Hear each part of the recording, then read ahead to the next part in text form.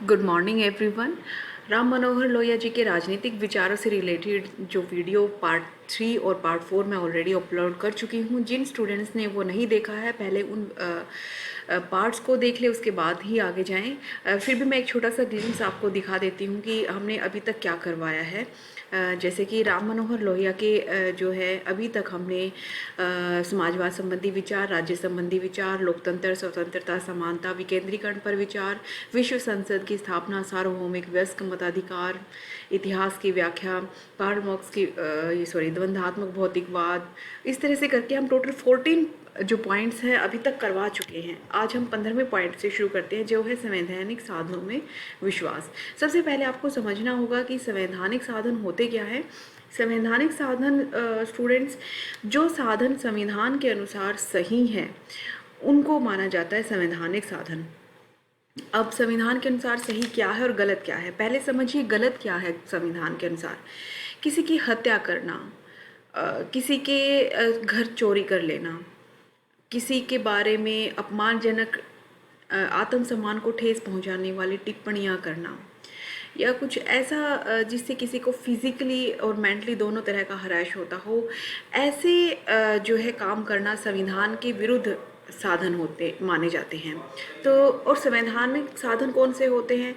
मान लीजिए आपको किसी भी योजना की, सरकार की आलोचना करनी है तो आप हड़तालें करें, भूख हड़ताल करें, शांतिपूर्ण तरीके से विरोध प्रदर्शन करें, हिंसात्मक साधनों का इस्तेमाल ना करें, वो सब गैर संवैधानिक साधन कहलाएंगे। तो राम मनोहर लोहिया जी संवैधानिक साधनों में बहुत अधिक विश्वास रखते थे। चूँकि आपको पता ही है वो गांधी जी से बहुत अधिक प्रभावित थे। गांधी जी के सत्य अहिंसा, सत्याग्रह, अनशन, सविनय अवज्ञा के विचारों से वो बहुत अधिक प्रभावित थे। वो देश में समाजवाद लाना चाहते थे, किसी क्रांतिकारी साधन द्वारा नहीं बल्कि संवैधानिक साधनों द्वारा। क्रांतिकारी साधनों में हिंसा का इस्तेमाल होता है, इसलिए वो इसके खिलाफ थे। वो समाजवादी समाज की स्थापना हिंसक साधनों की अपेक्षा संवैधानिक साधनों, सविनय अवज्ञा और सत्याग्रह की विधियों द्वारा स्थापित करना चाहते थे। तो ये आपके संवैधानिक साधनों से रिलेटेड हो गया। अब एक इम्पोर्टेंट एमसीक्यू है, गुट निरपेक्षता की नीति का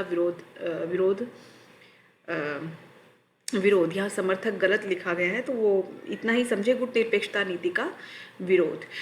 नॉन अलाइनमेंट पॉलिसीज़ को इंग्लिश में बोलते हैं। ये गुट निरपेक्षता है क्या, पहले इस शब्द का अर्थ समझने की कोशिश करते हैं। इससे भी पहले मैं आपको इनके जो मैंने लाइफ हिस्ट्री करवाई थी उसमें मैंने बताया था कि किस तरह से इन्हें देश विदेश के मामलों में बहुत अधिक समझ थी। इसी वजह से जवाहरलाल नेहरू जी ने इन्हें भारतीय विदेश नीति समिति का अध्यक्ष भी बना दिया था। विदेश विभाग भी एक उसका भी इनको मेंबर बनाया गया था, इनके हवाले वो मंत्रालय कर दिया गया था उस समय में, आज़ादी से पहले, क्योंकि इन्हें देश विदेश के बारे में बहुत अधिक जानकारी थी, उनकी राजनीतिक गतिविधियों की, उनके इतिहास की जानकारी थी, और किस तरह से भारत से अच्छे, किस देश के साथ अच्छे संबंध हो सकते हैं या किए जा सकते हैं, या बुरे संबंध हैं उनको अच्छा कैसे किया जाए, किस तरह की नीतियां अपनाई जाएं उस देश के प्रति, ताकि भारत के समर्थन में कुछ, भारत के विकास में कुछ बड़ी भूमिका निभाई जा सके। इस तरह की जो चीज़ें होती हैं वो विदेश नीति के अंतर्गत आती हैं। तो अब हम चलते हैं गुट निरपेक्षता के ऊपर। अभी तक हमने समझ लिया कि राम मनोहर लोहिया जी की इन मामलों में बहुत अधिक जानकारी थी विदेश नीति के मामले में। गुट निरपेक्षता शब्द भी विदेश नीति से ही एक संबंधित है। ये वास्तव में इस शब्द को जनरेट किया था जवाहरलाल नेहरू ने आज़ादी के बाद। हुआ यूँ कि सेकेंड वर्ल्ड वॉर शुरू हुआ था। आपको पता है कि 1939 में सेकेंड वर्ल्ड वॉर शुरू हो गया था। तो सेकेंड वर्ल्ड वॉर जब खत्म होता है तो ये विश्व दो गुटों में बढ़ जाता है, दो महाशक्तियों में बढ़ जाता है। दो महाशक्ति, एक सोवियत रूस जो कि समाजवादी विचारों की थी, एक अमेरिका यूएसए जो कि पूंजीवादी विचारधाराओं की समर्थक कहलाई। ये दोनों ही उस देश की महाशक्तियाँ थी। ये दो गुट के तौर पर जाने जाते हैं। दो गुट जो है, एक समाजवादी गुट और एक पूंजीवादी गुट, उनके ये नेताओं के तौर पे जाने जाते हैं। इन्हीं के पीछे पीछे जो और देश इनके साथ मिल गए तो गुट बनता गया, बढ़ता गया। अब कुछ कंट्रीज़ जो है अमेरिका की नीति को मानने लगे, अमेरिका से अधिक सहायता प्राप्त करने के लिए, अमेरिका की चापलूसी करने के लिए, या कह दे कि अमेरिका की विचारधारा का समर्थन करने के लिए आ गए कुछ देश, कुछ सोवियत रूस के समर्थन करने के लिए आ गए। तो देश दो ध्रुवों में बंट गया था। तो ये थे गुट। अब समझते निरपेक्षता। निरपेक्षता का मतलब उदासीनता। किसी भी गुट में शामिल ना होना। तो गुट निरपेक्षता यही नीति है कि इन दोनों ही गुटों में शामिल ना होना, जो कि जवाहरलाल नेहरू जी ने दिया था।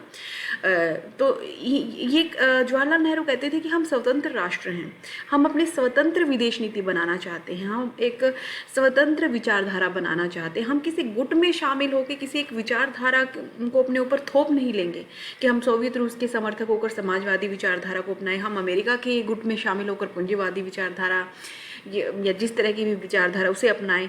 तो जवाहरलाल नेहरू कहते थे कि हम जो है दोनों ही गुटों में शामिल नहीं होंगे। परंतु भारत की आज़ादी के बाद बहुत ही आर्थिक स्थिति अच्छी नहीं थी, कमज़ोर थी।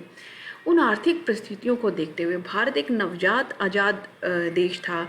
भारत की बहुत ही क्षीणभंगुर स्थिति को देखते लोहिया जी ने कहा कि गुट निरपेक्षता की नीति ठीक नहीं है, हमें किसी एक ना एक गुट में शामिल हो जाना चाहिए और उस गुट में शामिल होकर हमें जो है अपने देश का विकास करने के लिए योजनाएं बनानी चाहिए। उस गुट से आर्थिक सहायताएं लेनी चाहिए, उस गुट से हर तरह की, चाहे सामरिक मतलब युद्धों से रिलेटेड सामग्री या ऐसा कुछ, हमें राजनीतिक, सामरिक और हमें आर्थिक सहायता ऐसे देशों से लेनी चाहिए। हमें उदासीन नहीं होना चाहिए इन गुटों के प्रति।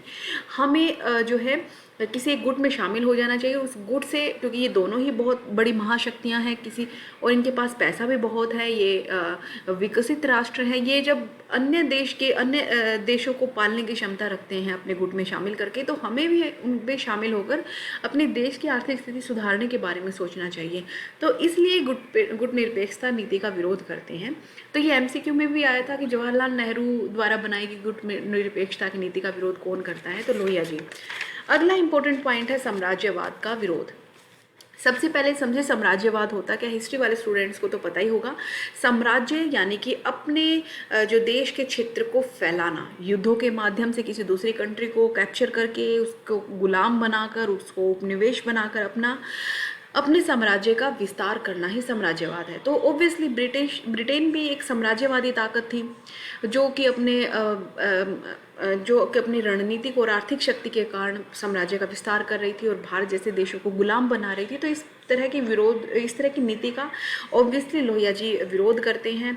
वो ऐसी ताकतों का विरोध करते हैं जो गरीब राष्ट्रों का शोषण करती हैं। फिर एक इम्पॉर्टेंट पॉइंट है मार्क्सवाद में संशोधन संबंधी विचार। मैं आपको कई बार बता चुकी हूँ, पार्ट 1 वीडियो से ही मैं आपको बता रही हूँ कि मार्क्सवाद, कार्ल मार्क्स के विचारधारा को मार्क्सवाद कहा जाता है। देखिए, समय के साथ उसमें बहुत सारी बुराइयां आ गई। समय के साथ बुराइयां तो नहीं कहेंगे, समय के साथ उस विचारधारा को परिवर्तन उस देश और समाज की परिस्थितियों के साथ करना बहुत ज़रूरी हो गया था। मार्क्सवादी विचारधारा एक अच्छी थी, परंतु पुरानी विचारधारा थी जो कि वर्तमान परिस्थितियों में लागू नहीं हो सकती थी। वो चाहते थे कि मार्क्सवाद में संशोधन हो, यानी कि कुछ काट छांट हो। मार्क्सवाद को वर्तमान देश की समय और परिस्थिति को देखते हुए उसमें परिवर्तन करना बहुत अधिक आवश्यक है। और वो एग्जाम्पल भी देते हैं। वो कहते हैं कि रूस को देख लो, रूस में वहाँ का जो नेता था लेनिन, वो मार्क्सवादी विचारधारा का कट्टर समर्थक था, लेकिन अपने देश की परिस्थितियों को देखते हुए, अपने देश के वातावरण को देखते हुए उसे पता था कि मार्क्स द्वारा जो विचारधारा बताई गई है वो हूबहू उसके देश में नहीं लागू हो सकती। इसलिए उसने उस विचारधारा के साथ अपने भी कुछ जो है विचार उसमें डाले और उसको लेनिनीकरण नाम दे दिया, क्योंकि लेनिन नेता था, लेनिनीकरण नाम दे दिया। इसी तरह से वो चीन का एग्जाम्पल देते हैं कि चीन में माओ नेता था जो कि मार्क्सवाद को बहुत अधिक फॉलो करता था, लेकिन उसने भी चीन की परिस्थितियों को देखते हुए उसका माओकरण कर दिया। तो इस तरह से अगर आप MA करेंगे तब आप लेनिन और माओ दोनों को ही बहुत अच्छे से पढ़ने वाले हैं। अगर आप MA करते हैं उसमें आता है वेस्टर्न थिंकर्स में। इसके बाद 19वां आरक्षण के वो बहुत बड़े समर्थक थे। क्यों समर्थक थे? उनको ये लगता था कि जो भारत में दलित हैं जो कि बहुत शोषित हैं, अल्पसंख्यक जिनकी संख्या कम है, जैसे हिंदू भारत में बहुत अधिक है, 80%, 79% के अराउंड हिंदू है। बाकी के जितने भी आते हैं जैसे सिख हैं, मुस्लिम हैं, ईसाई हैं, पारसी हैं, ये सब जो है अल्पसंख्यक कैटेगरी में आती हैं। तो जो अल्पसंख्यक है वो महिलाएं हैं, पिछड़े वर्ग हैं बहुत सारे, जैसे जनजातियां हैं, जंगलों में रहती हैं, धीरे धीरे विकास की तरफ जा रही हैं परंतु उतनी विकसित नहीं हो पा रही हैं।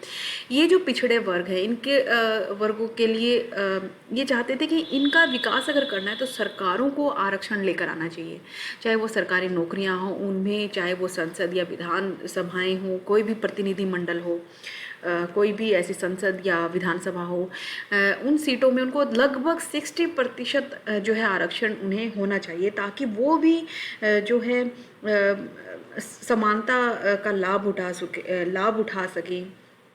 क्योंकि ये सदियों से ये वर्ग जो है लगातार दबाए गए हैं, कुचलित किया गया है। ये वैसा जीवन, स्वतंत्र जीवन कभी जी ही नहीं पाए हैं। स्वतंत्रता प्राप्ति के पश्चात इसमें सुधार के लिए आवश्यक मानते थे लोहिया जी कि इन वर्गों को आरक्षण का लाभ दिया जाना चाहिए, और तभी सच्चे अर्थों में भारत में लोकतंत्र की स्थापना होगी, ऐसा उनका मानना था।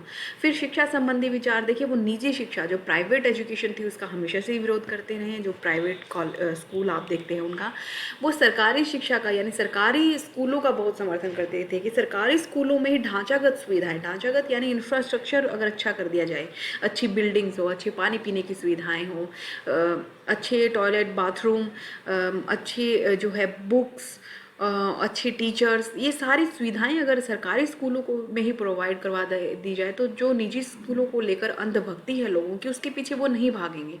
तो इस तरह से वो शिक्षा संबंधी अपने विचारों में खास तौर पर कहते हैं कि सरकारी स्कूलों को बढ़ावा देना चाहिए, निजी स्कूलों को पूरी तरह से खत्म करके सरकारी शिक्षण संस्थानों में ढांचागत सुधार करके उनमें सभी तरह की मूलभूत जो भी आवश्यकताएं हैं वे उपलब्ध करवाई जानी चाहिए। ऐसे विद्यालयों में सभी वर्गों के बच्चों को एक समान शिक्षा प्रदान की जाएगी, जिससे समाज में भी समानता स्थापित होगी। इसके कारण ही हम जाति प्रथा और भी जितनी सामाजिक बुराइयां हैं उन पे अंकुश लगा सकते हैं, ऐसा उनका मानना था। देखिए आगे के जो 21, 22, 23 पॉइंट्स हैं, ये मैं ऑलरेडी ही आपको पार्ट 2 वीडियो में या पार्ट 1 में मैं आपको करवा चुकी हूँ। जो मैंने राम मनोहर लोहिया जी की लाइफ हिस्ट्री बताई थी उसमें आप ऑलरेडी पढ़ चुके हैं, जैसे कि देसी रियासतों को शामिल करना मैं इसको फिर से एक्सप्लेन आपको नहीं करवाऊँ, क्योंकि मैं ऑलरेडी बता चुकी हूँ कि देसी रियासतें क्या हैं, सरदार वल्लभ भाई पटेल ने इनके बारे में क्या बोला था, ये कितनी थी संख्या में, क्या क्यों चाहते थे भारत में मिलाना, वो सारा कुछ मैं आपको उन पार्ट्स में बता चुकी हूँ। तो इसके लिए आप प्रीवियस वीडियोज़ जरूर देख लें, मैंने डिस्क्रिप्शन में भी इसी चीज़ को लिखा है कि प्रीवियस वीडियोज़ प्लीज़ आप देखें। फिर जो है हिंदी को सरकारी भाषा बनाने के लिए वो प्रयासरत थे, क्यों थे ये भी मैं एक्सप्लेन कर चुकी हूँ। ये तीनों पॉइंट एक साथ हैं, तो आप एक बार फिर से उसको जाकर देखिए। जनता से राष्ट्र निर्माण की अपील करते हैं कि नेशनल बिल्डिंग यानी देश के विकास में, देश के निर्माण में आप अपना योगदान दें, श्रमदान दें। ये भी मैं लाइफ हिस्ट्री में बहुत अच्छे से एक्सप्लेन कर चुकी हूँ कि कैसे लोहिया जी ने जागरूक किया, क्यों जागरूक किया राष्ट्र निर्माण के लिए जनता के योगदान को, और उन्होंने खुद भी क्या प्रयास किए, इसके बारे में भी मैं आपको बता चुकी हूँ।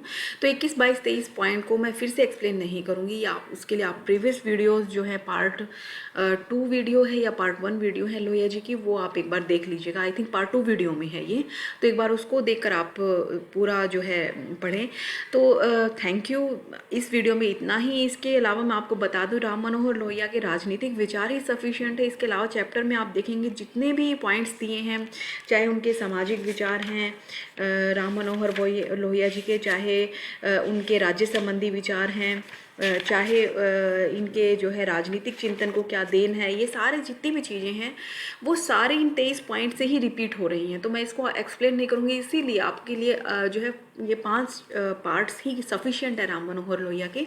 इन्हीं को आप अच्छे से प्रिपेयर कर लें। आपका 16 मार्क्स का क्वेश्चन के साथ साथ सारे MCQ इन्हीं वीडियोज़ में कवर हो जाएंगे।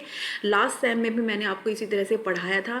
मैंने आपको जो वीडियोज़ करवाई थी उन्हीं से ही पूरा पेपर उठ के आया है। पूरे MCQ 16 के 16 उन्हीं से उठ के आए हैं, सारे 16 नंबर के क्वेश्चंस भी उन्हीं से उठ के आए हैं। तो आप ज़्यादा इधर उधर दौड़ने की ज़रूरत नहीं, जितना इन वीडियोज़ में करवाया जा रहा है उसको आप ध्यान से सुने। इसी से आप बेशक से आप नोट्स बनाना चाहें तो नोट्स बना लें, या फिर अंडरलाइन कर लें अपने बुक को ओपन करके, वो सारी चीज़ें आप देख लें तो बढ़िया रहेगा और आप अच्छे से प्रिपरेशन कर पाएंगे। इस तरह से आपकी पूरी एक यूनिट ख़त्म हो जाती है, और इसी यूनिट के साथ मैं आपका जो है अब वीडियो को क्लोज करती हूँ। Thank you so much.